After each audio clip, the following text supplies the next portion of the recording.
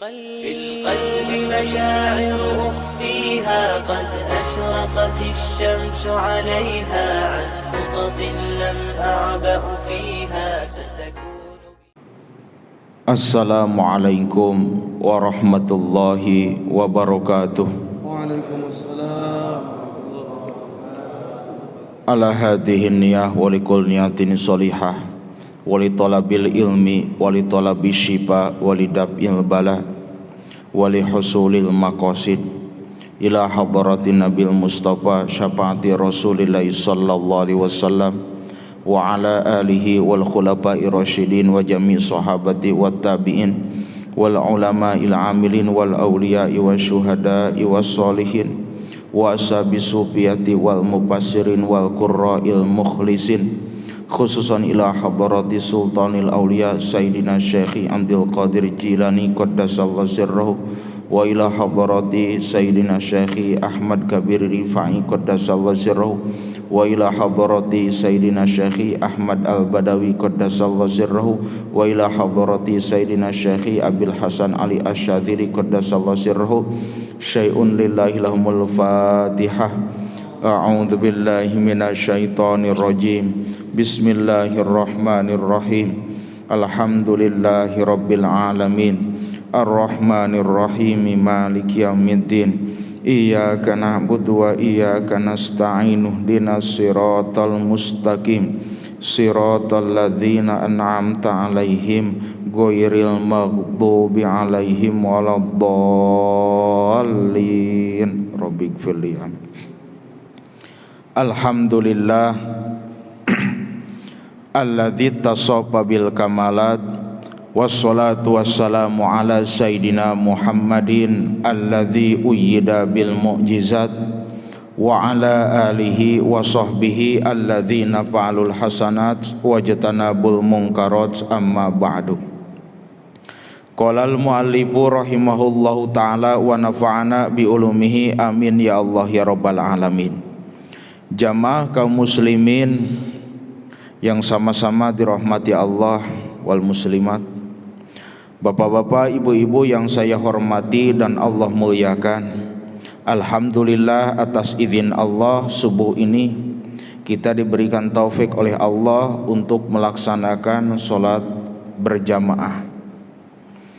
Berjamaah yang paling utama pahalanya yaitu berjamaah sholat Jum'ah.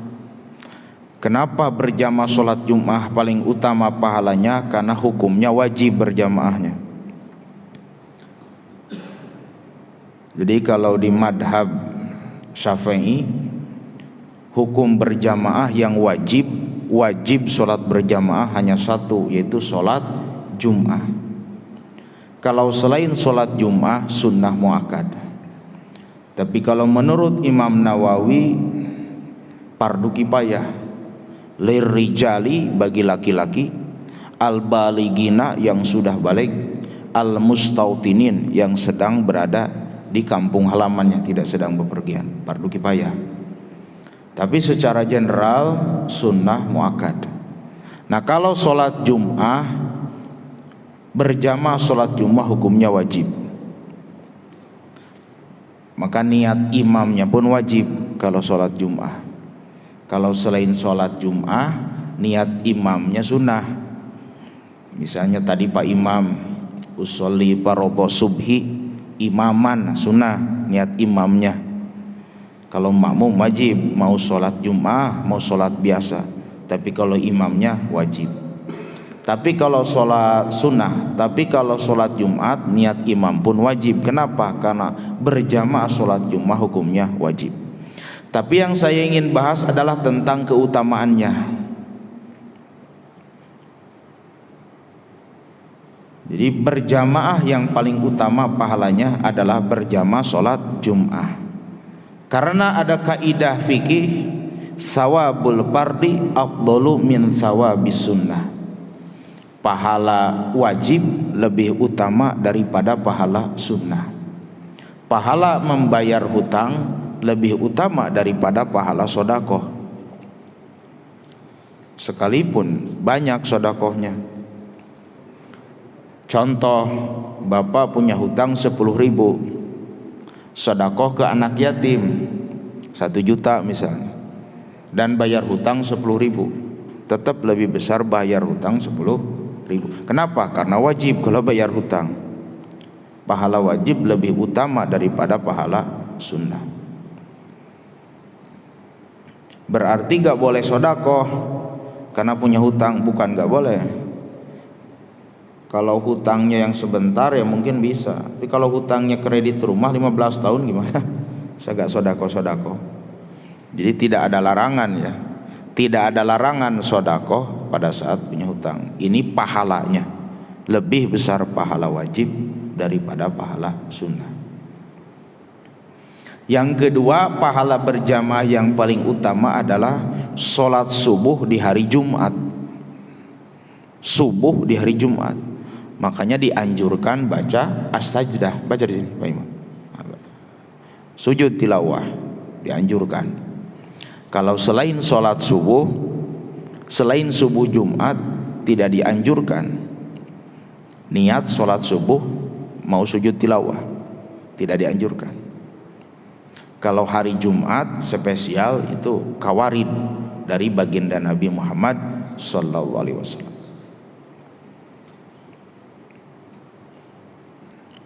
Yang ketiga, pahala yang paling utama berjamaah itu di dalam Fathul Mu'in dijelaskan subuh di hari-hari biasa.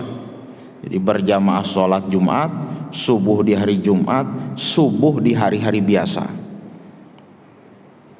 Yang keempat, sholat Isya, berjamaah sholat Isya. Yang kelima, berjamaah sholat Asar. Tapi sebagian riwayat yang keempat berjamaah sholat Asar, yang kelima berjamaah sholat Isya.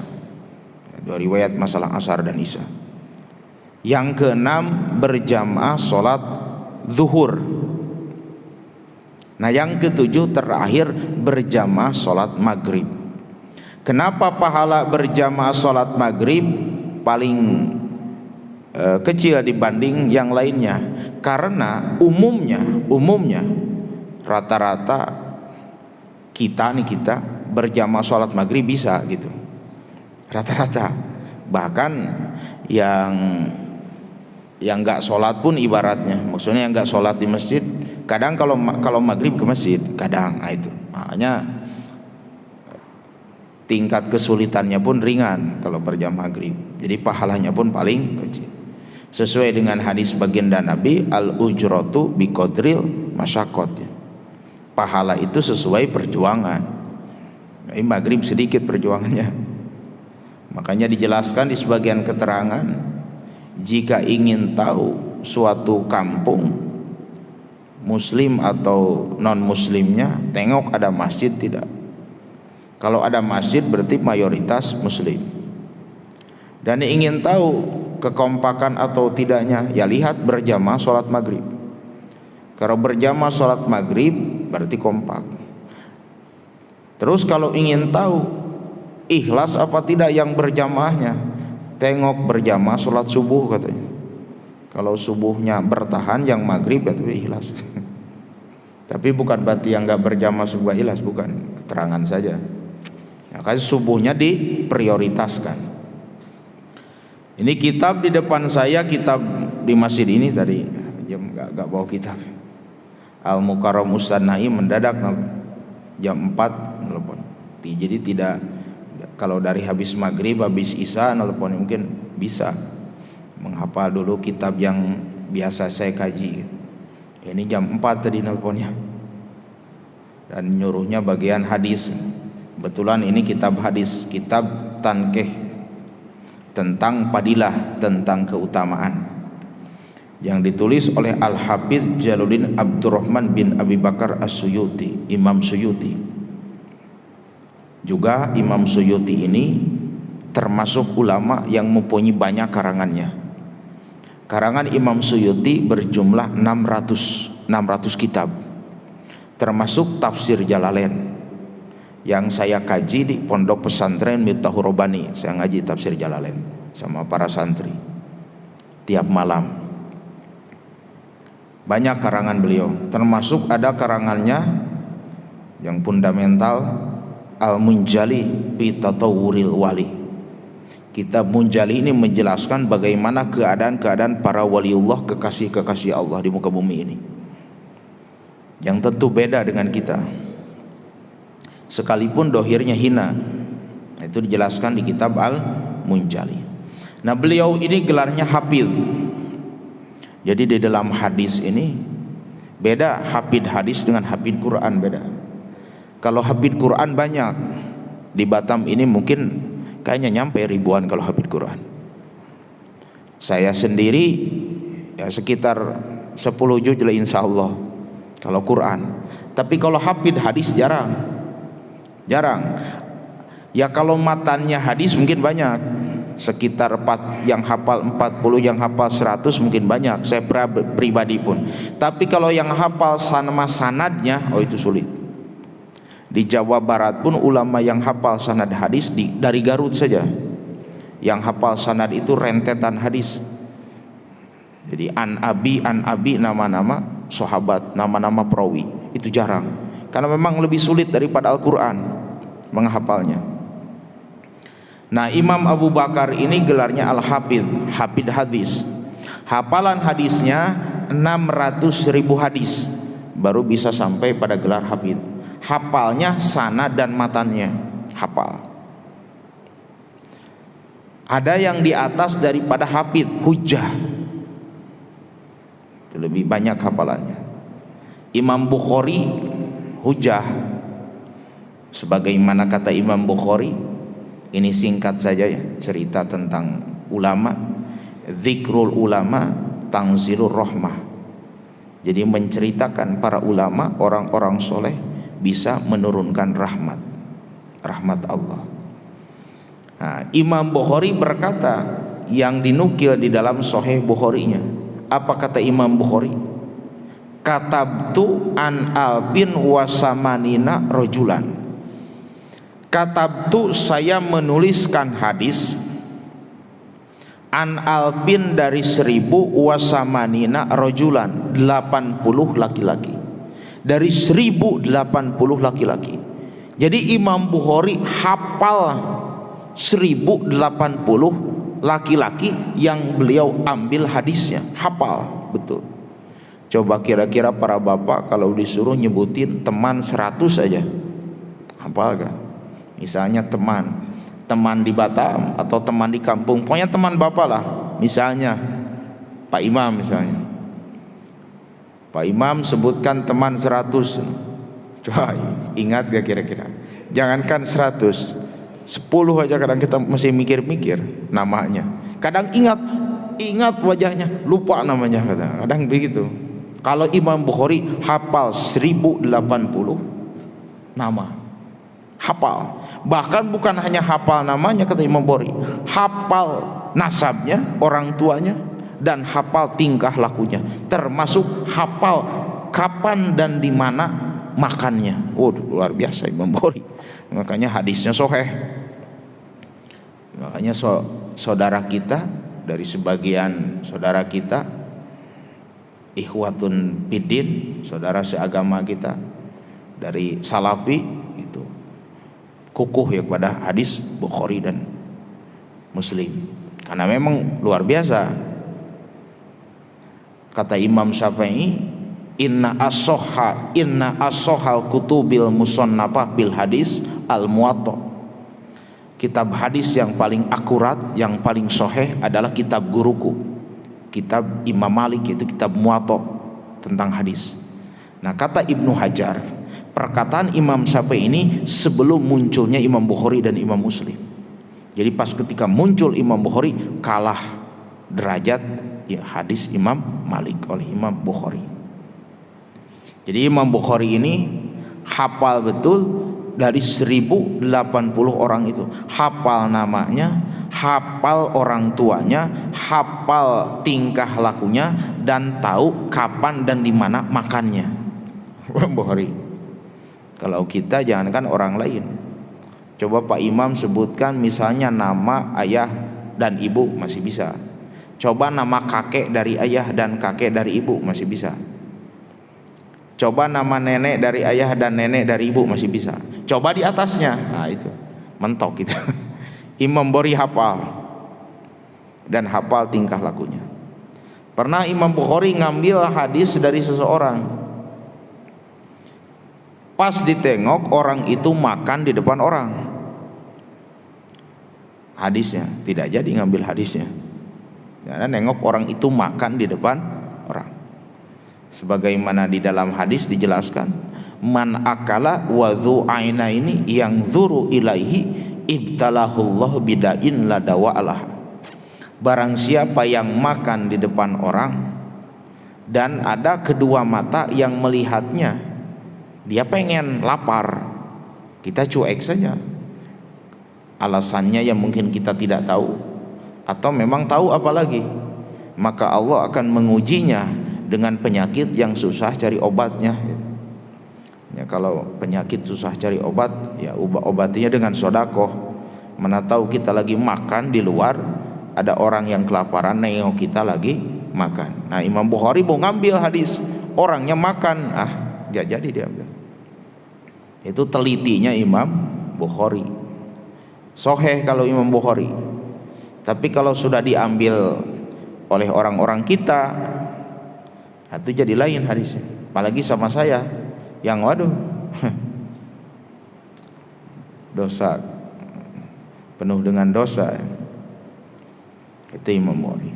Makanya wajar kalau anak-anak SMP, anak-anak SMA yang keluaran kita lah, yang belajar ke daerah Timur Tengah, ke Libya misalnya, ke Arab Saudi, wajar kalau balik ke Indonesia ya jadi galak, ini bid'ah itu bid'ah, wajar.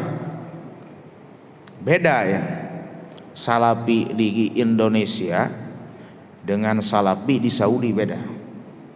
Kalau salafi di Saudi Arabia menyatukan umat, tidak memecah belah di Saudi. Kenapa? Banyak alasannya. Satu, karena memang mayoritas di Arab Saudi salafi semenjak Raja Fahad. Satu itu. Yang kedua, Arab Saudi menjadi takmir Masjidil Haram. Jadi masuk pada doa Nabi Ibrahim, Rabb ij'al hadza baladan amina. Ya Allah, jadikanlah kotaku ini Mekah aman. Jadi salafi di sana aman karena takmir Masjidil Haram Arab Saudi. Nah, sementara doa Nabi Ibrahim tidak terbawa Batam.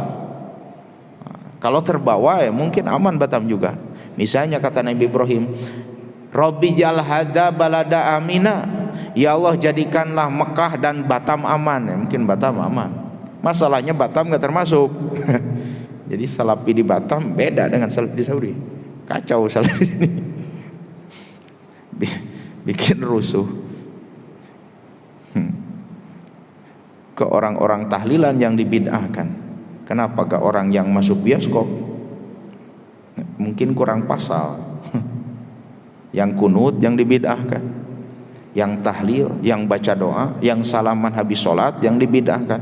Apa kurang pasal mereka di dalam memahami agamanya? Karena orang-orang bioskop yang nonton bareng-bareng sebioskop, laki-laki bukan mahram kumpul, kenapa agak itu yang dibid'ahkan? Malah kita yang tahlilan, yang baca doa. Kadang saya pun pengen juga musyawarah secara langsung. Masa gini doang masuk neraka? Amin gini masuk neraka? Nah, jangan heran makanya kalau anak-anak kita belajar ke sana, jangan heran. Saya pun punya teman satu pesantren, 7 tahun bareng sama saya ngaji, 7 tahun. Pas tahun 2028 saya lanjut ke pesantren di Indonesia, di sini di daerah Cianjur. Gak keluar Indonesia lah, belum pernah saya belajar keluar Indonesia. Nah, kawan saya lanjut ke Sukabumi. Pas di Sukabumi ada cabang pesantren dari Arab Saudi, dari Libya, namanya Ar-Royah. Silakan bisa dicek di Google, namanya Ar-Royah Sukabumi. Itu cabang dari Arab Saudi. Kebetulan kawan ini dapat beasiswa juga belajar ke sana, belajarlah ke Saudi. Pulang dari sana, wah habis saya dihantamnya, bid'ah lah, itulah, wah Nah, itu jangan heran kalau belajar ke sana. Beda kalau di sana menyatukan Salafi itu. Karena itu tadi alasannya. Satu, memang di daerah Arab Saudi mayoritasnya Salafi. Yang kedua, Arab Saudi takmir Masjidil Haram. Jadi masuk pada doa Nabi Ibrahim yang dinukil oleh Allah, dimuat oleh Allah dalam Al-Quran, Rabbij'al hadza baladan amina.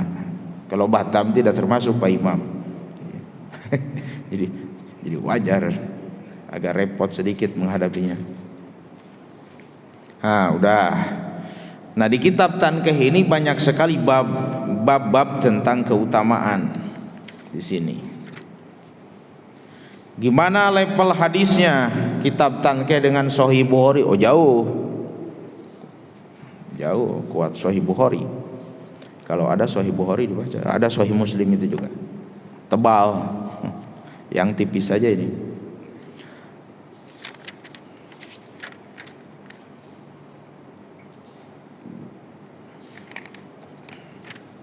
Oh, ini hilang halamannya, ini langsung halaman 6.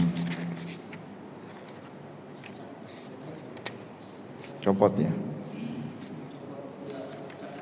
Oh, tak apa ini.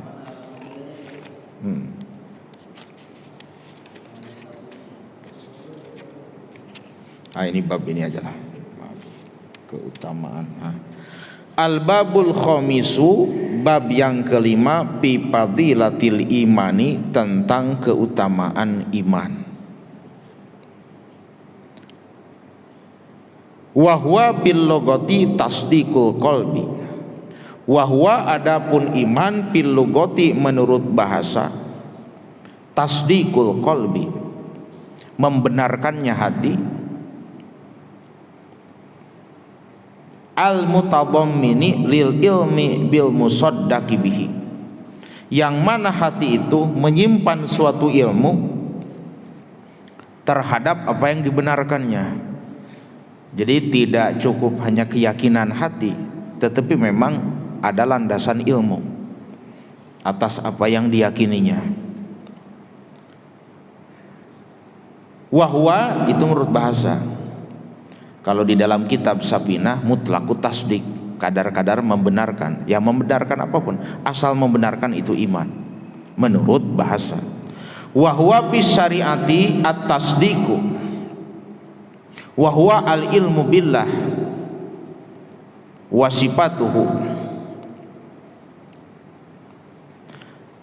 ma'a jami'i ta'ati al wajibati minha wazdina bizalat wal ma'asi, takwa intinya. Jadi iman menurut syariat Islam adalah takwa, itu aja. Jadi iman dan takwa itu berkaitan. Memang itu iman dan Islam itu menyatu. Iman, Islam, ihsan itu menyatu. Disebut dengan ad-din, agama. 3 menyatu. Islam, iman, ihsan, menyatu itu. Itulah disebut dengan agama. Menyatu di situ. Makanya ada martabat iman. Martabat iman yang pertama, iman taklid. Apa iman taklid? Al jazmu bil ghair. Jadi menentukan suatu keputusan ngikuti ucapan orang lain, ya, tidak punya keputusan sendiri. Yang kedua ada iman ainul ilmu yakin, sebagaimana dalam surah At-Takasur, ya. Ilmal yakin.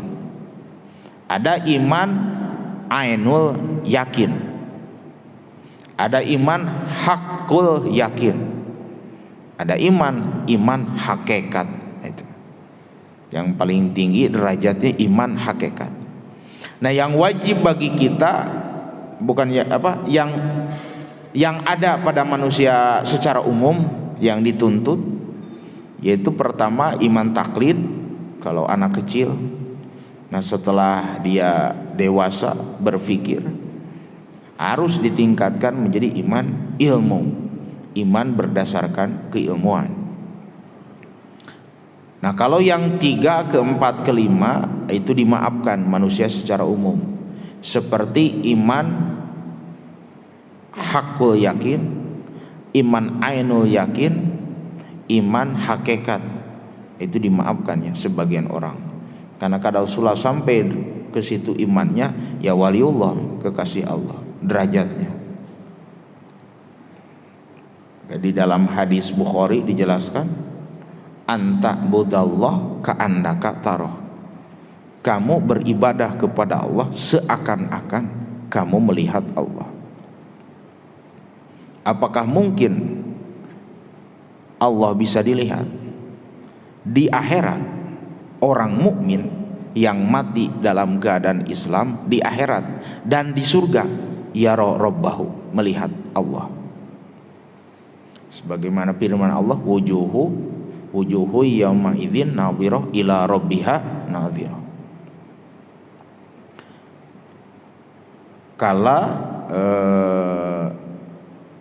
mahjubun ya, ada dalam surah Al-Mutaffifin, dalam mahjubun ya, Allah menghalangi, artinya orang-orang kafir di akhirat nanti yang mati dalam keadaan kafir tidak bisa melihat Allah.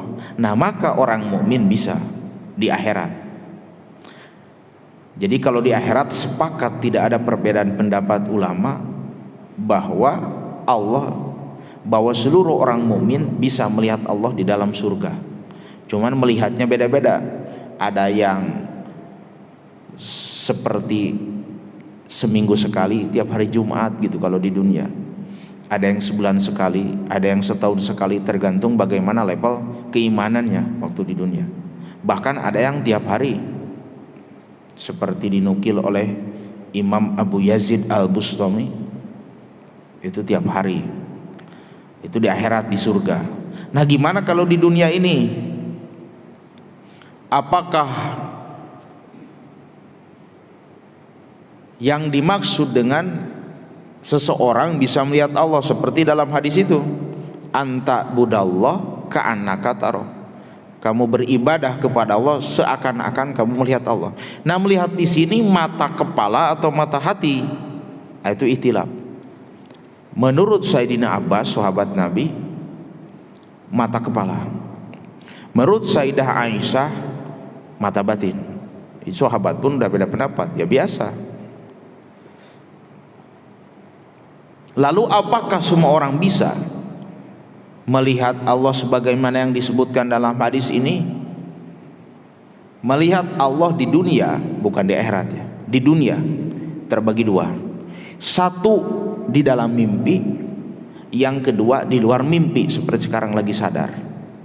Nah, kalau dalam keadaan sadar, lam yaqa li ghairi nabiyina Muhammadin sallallahu alaihi wasallam, tidak akan pernah terjadi kepada selain Nabi Muhammad sallallahu alaihi wasallam. Bahkan Nabi Musa pun tidak sanggup.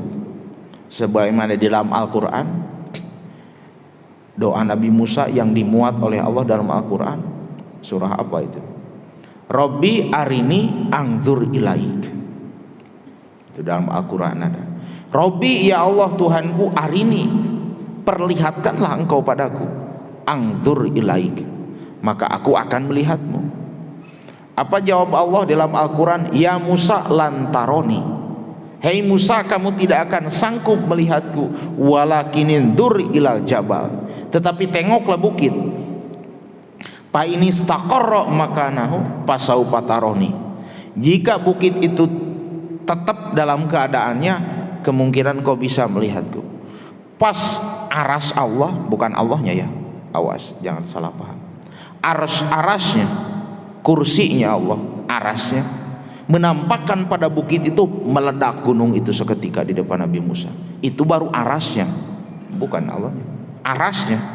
Arasnya muncul, meledak, itu gunung yang begitu besar.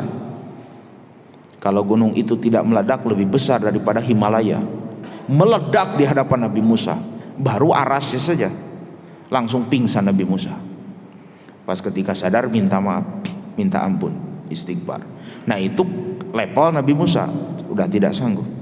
Nah, kalau baginda Nabi sanggup, inilah yang menjadi perbedaan pendapat antara Sayyidah Ibnu Abbas dan Aisyah.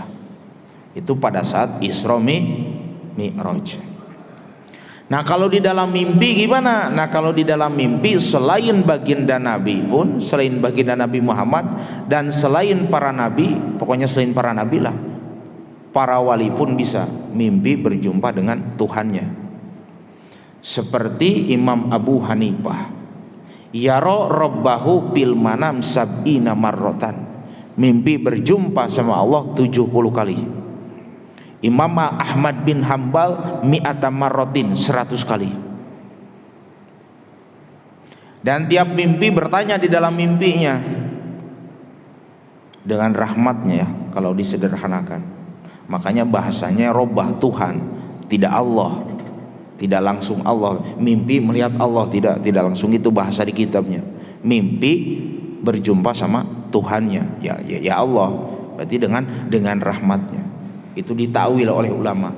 Seperti di dalam hadis Bukhari, sepertiga malam Allah turun, itu ditakwil. Jadi rahmatnya yang turun. Kalau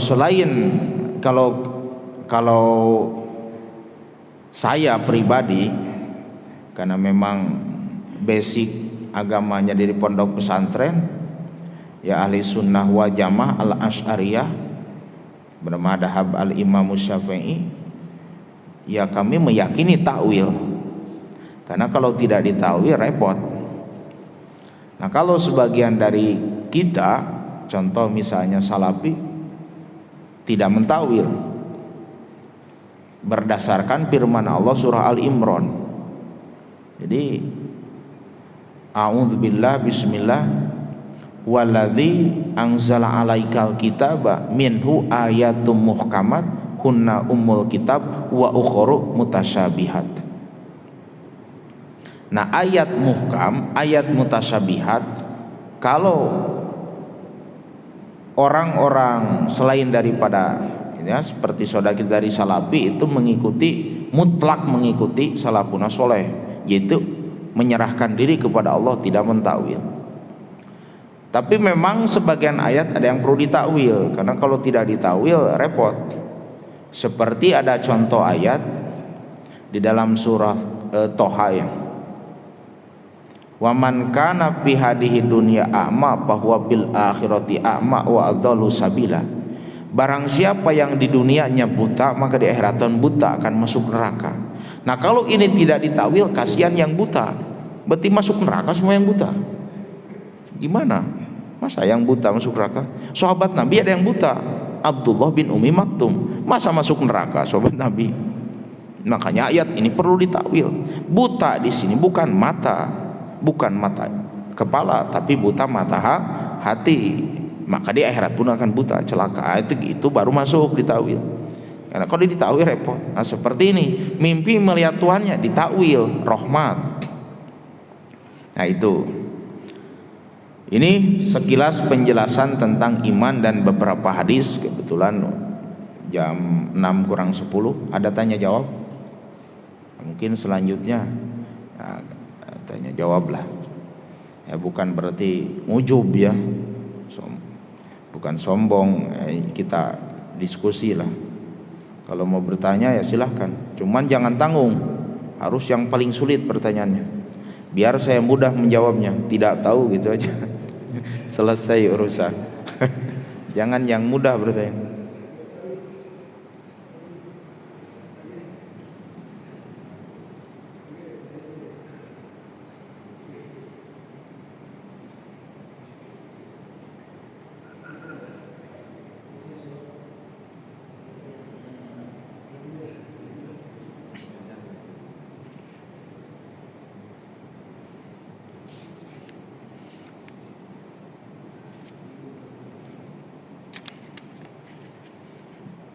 Kalau biasanya kajian hadis ini hadis arba'in, 40 hadis saja.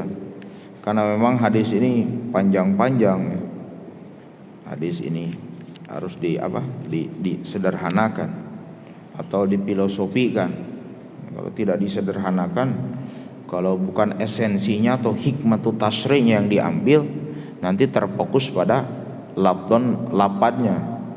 Sementara kita Di negara Indonesia ini ya yang paling penting hikmahnya, hikmatut tasyri'nya, bukan hanya sekedar lapatnya saja gitu, tapi hikmahnya yang paling penting. Hikmah daripada hadis ini ya itu. Nah, untuk pelaksanaannya daripada hadis ini ya hampir 60% mungkin lebih oleh saudara kita dari jamaah tabligh. Beliau keliling ngajak orang sholat. Ada bertanya Pak? Acung tangan.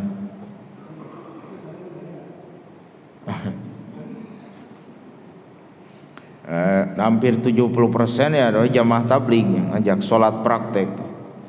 Kalau saya di ceramah begini paling beberapa persen saja. Yang namanya belajar itu kan mustami, itu levelnya level kedua. Level pertamanya muta'alim, bawa buku, bawa pena, tiap hari belajarnya, santri namanya. Nah, itu maksimal. Tidak mungkin jadi santri udah punya anak istri harus dinafkahi, maka masuk ke level kedua, mustami, pendengar. Memang pendengar ini payah juga. Ya kalau memang yang khawatirnya salah dengar itu. Salah dengar itu yang jadi masalah, salah dengar. Kata Ustadz itu katanya. Padahal Ustadz itu menjelaskan di kitab. Salah dengar tadi, nah, itu repotnya. Tapi masih mending derajat level kedua. Tidak bisa juga jadi mustami, level ketiga, keempat. Muhiban, pendukung. Ikut ngaji tidak, dukung. Nyumbang teh manis, nyumbang kue, muhiban. Tidak juga level selanjutnya, tidak mengganggu. Ini ceramah ngaji tidak, ngajak orang sholat tidak, mendengarkan pengajian tidak, membid'ahkan, menyalahkan, repot. Wala takun khomisan, jangan jadi nomor kelima. Ngaji enggak, apapun enggak, tetapi menyalahkan, repot. Udah bodoh, pemarah, atau repot. Susah, mau gimana kita diskusinya? Tidak masuk. Jadi yang benar menurut pemikiran dia saja, yang lain salah. Jadi masuk surga dia aja sendiri. Waduh, surga itu luas. Wa jannatin arduhas samawati wal ard. Luasnya surga itu lebih luas daripada langit dan bumi. Uiddat lil muttaqin, disiapkan oleh Allah untuk orang-orang yang bertakwa. Siapa orang yang bertakwa itu? Alladzina yunfikuna bis-sarra wad-dharra, orang yang berinfak di dalam keadaan senang maupun susah, tetap berinfak. Ketika senang bisa infak, tapi ketika susah bisa gak? Tapi kadang pada buktinya kita kebalik, lebih bisa infak saat susah daripada senang. Contoh, saya balik kampung, mertua punya ayam 3. Itu kalau saya balik dari Batam, lebaran misalnya, itu dipotongkan ayam 1, 2, gak tanggung-tanggung. Pas tiba-tiba ayamnya banyak 30, gak dipotongkan 1 pun. Sayang katanya. Jadi kalau sedikit tidak sayang. Ya seperti bapak, coba aja bapak punya uang 100.000, berani neraktir kawan 10, 20, coba 1 juta, mikir kita traktir. Jadi berkurang dari 1 juta soalnya. Tapi kalau 100.000 berani. Makanya orang kaya berani itu memang susah, sulit. Nabi Ibrahim kaya berani memang susah, gak tanggung-tanggung Nabi Ibrahim. Sekali kurban 300 kambing, 300 onta, 1000 kambing. Kaya berani, gak tanggung-tanggung. Dan itu memang susah juga. Kayak berani itu. Kalau orang miskin berani ya umum. Saya misalnya ya berani, kan memang tak ada. 100.000 pun berani ngasih 50. Tapi pas ketika waktunya punya uang banyak, waktunya misalnya berat juga kan. Itu harus dilatih, ditingkatkan. Ya, tiap Jumat itu harus dilatih. masukin kotak infak, dilatih awal dari Jumat dulu, dilatih yang halal ya Bapak-bapak. Sedekah itu uangnya uang halal, diyakini kehalalannya. Uang haram malah jadi repot. Sedekah uang halal, yang halal susah ya itu tadi, kita payah memang. Jangankan sekelas kita, sekelas Imam Ghazali aja berkata, di zaman saya yang mutlak halal itu air hujan, dan jangan pakai wadah yang lain, harus dengan mulut langsung. Jadi kalau ingin yang mutlak halal, ya makan minumnya tiap ada musim hujan, keluar sana nadah mulut ke atas, jangan pakai ember. Ember sudah subhat, kalau haram tidak sudah subhat. Itu kalau orang-orang dulu ma'rifat, basiroh, batinnya tajam. Kenapa? Faktor makanan. Ada seorang ahli sufi, dicoba oleh gurunya sama perempuan seksi, tetap kesufiannya tidak hilang, masih tajam batinnya kepada Allah. Tapi pas ketika diberi makanan yang dari pasar sembarang, maksudnya dikasih makan daging dari pasar, gak jelas siapa penjualnya, gak jelas dipotongnya baca bismillah atau yang motongnya muslim, pokoknya beli ayam lah dari pasar dimakan, hilang langsung ma'rifatnya seketika. Makanan itu kuat menghilangkan kehusuan. Banyak puasa hikmahnya khusus sholat. Kalau banyak makan sholat kabur kefokusan. Faktor tadi solusinya gimana? Nah, ada solusi. Solusinya doa sholat duha, makanya isyraq. Sebentar lagi kau waktu isyraq, bareng-bareng nanti sholat isyraq berapa? Utamanya pagi ini pertama sholat isyraq, yang kedua sholat isti'adzah, meminta perlindungan kepada Allah, 2 rakaat. Tapi kalau sholatul lail masna, sholat malam, sholat sunnah malam 2. Jadi kalau siang duha utamanya 4 rakaat, tapi 1 kali tahiyat. 4 rakaat 1 kali salam, tahiyat 1 kali, jangan 2 kali. Kalau 2 kali sholat duhur nanti, 1 kali saja. Isyraq, sholat duha sama, isyraq 2 sama. Mau dibedakan ya silahkan.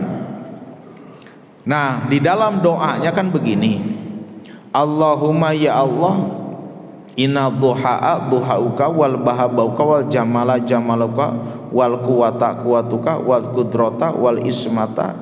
Terus ke depannya Allahumma inkana rizki, ya Allah jika rizkiku pis sama'i di langit, fa'angzilu turunkanlah. Wa inkana fil ardi, dan jika rezekiku di bumi keluarkanlah. Wa inkana musiron, jika rezekiku sulit payasiru mudahkanlah. Wa ingkana ba'idan, dan jika rezekiku jauh dekatkanlah. Wa ingkana haroman, ini yang payah yang terakhir. Wa ingkana haroman, dan jika rezekiku haram. Aduh, ini musibah umat akhir zaman, Allah memberikan rezekinya melalui tangan-tangan haram. Fatohirhu, sucikanlah ya Allah. Makanya kenapa umat Islam sebagiannya berani korupsi? Karena itu dalilnya sholat duha. Saya korupsi haram tapi masuk ke perut suci katanya. Minta disucikan tetap haram lah. Hadirin jamaah kaum muslimin wal muslimat, bapak-bapak yang saya hormati dan Allah muliakan. Ya, alhamdulillah, mudah-mudahan apa yang saya jelaskan ada manfaatnya. Ini saya hanya sekedar mewakili daripada Al-Mukarram Ustadz Naim, yang mana hanya mewakili saja. Jadi terima kasih atas segala perhatian, mohon maaf atas segala kekurangan. Allahumma salli wa sallim ala sayyidina wa habibina wa syafiina karimina wa maulana Muhammad sallallahu alaihi wasallam wa sallim radhiyallahu ta'ala kulli sabi rasulillahi ta'ala ajmain amin. Alhamdulillahi rabbil alamin, wassalatu wassalamu ala sayyidina Muhammadin wa ala alihi wa sahbihi ajmain. Allahumma inna nas'aluka ilman nafi'ah wa rizqan wasi'ah wa amalan mutaqabbala wa shifaa'an min kulli da. Allahumma inna nas'alukal afwa wal afiyah wal mu'afatad daimah fid dini wad dunya wal akhirah. Allahumma ighfir lana dzunubana wa liwalidaina warhamhuma kama rabbayana shaghira. Allahumma tawwil umurana, ya Allah panjangkan umur kami, wa umur azwajina wa auladina, dan umur anak istri kami, wa sahih ajsadana, ya Allah sehatkan badan kami, wa ajsada azwajina wa auladina, dan badan anak istri kami. Rabbana atina fid dunya hasanah wa fil akhirati hasanah wa qina adzabannar. Walhamdulillahi rabbil alamin. Taqabbalallahu minkum. Wallahul muwaffiq ila aqwamit thoriq. Wassalamualaikum warahmatullahi wabarakatuh.